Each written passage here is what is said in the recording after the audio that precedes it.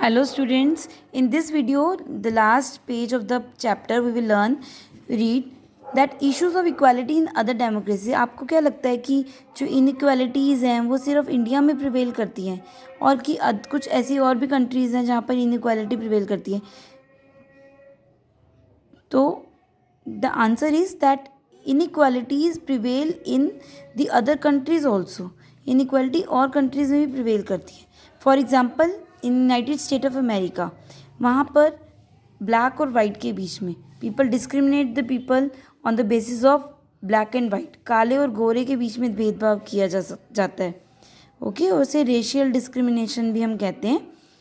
That is called racial discrimination. यहाँ पे एक स्टोरी दी हुई है रोज़ा पार्क की. ओके, इन एक्चुअली वहाँ पे क्या होता है कि when they are travelling in the bus, जब बस में ट्रैवल करते हैं तो black people are not allowed to sit in the bus. Black people जो है, काले जो लोग हैं, उन्हें अलाउड नहीं है सिट, या तो वो बस में बैठे या अगर उन्हें सीट मिल गई है और इफ़ समबडी वाइट पर्सन कोई बस में आ गया है तो उन्हें अपनी सीट खाली करनी पड़ेगी उसके लिए, because they are black. So it is written here that when traveling in the bus, black people either had to sit at the back of the bus or get up from their seat whenever a white person wished to sit. White person को seat चाहिए तो उन्हें खड़ा होना होगा. तो रोज़ा park एक वुमेन थी, ब्लैक वुमेन थी, अफ्रीकन वुमेन थी जो अमेरिका में रहती थी, अफ्रीकन अमेरिकन वुमेन थी.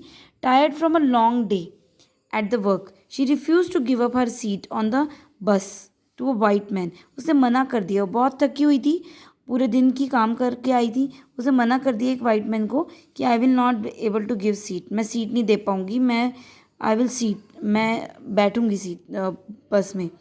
On 1 December 1955, her refusal that day started a huge agitation against the unequal ways in which African American were treated.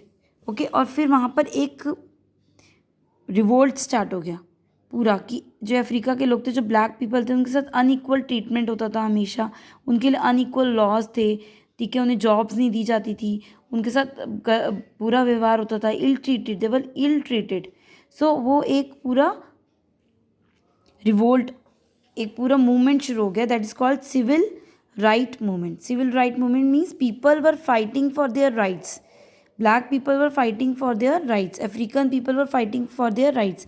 The Civil Rights Act of 1964 prohibited means they refused discrimination. मना किया कि discrimination on the basis of race. Race means color of the skin. Okay, race means color of the skin. Skin के colour के basis पे, black और white के base पे जो डिफ्रेंशिएट किया जाता था उसे रिफ्यूज़ किया गवर्नमेंट ने. ओके, ये सिविल राइट एक्ट बना 1964 में. तो ये मूवमेंट 1955 से, देख रहे हैं हम, 1955 से स्टार्ट हुआ और 1964 में जाकर ओके अराउंड इस मूवमेंट यहाँ पर एक लॉ बना. It also stated that all schools would be open to African American children that would no longer have to attend separate schools. जो black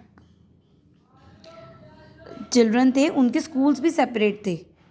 they were not allowed to go to the same schools where American used to go.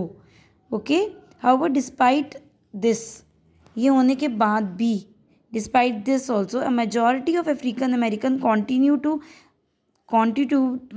to be amongst the poorest in the country. फिर भी African American मतलब जो black persons थे वो फिर भी poor ही रहे. Most African American children can only afford to attend government school that have fewer facilities. सिर्फ वो गवर्नमेंट स्कूल में ही अलाउ करते थे. And poorly qualified teachers as compare to while student who either go to private schools.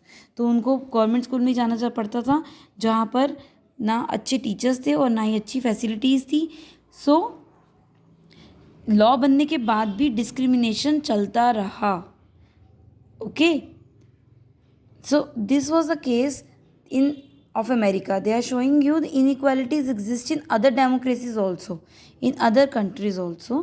discriminations होते थे और कैसे वहाँ पर सिविल राइट मूवमेंट्स चलाई गई. ओके बेटा.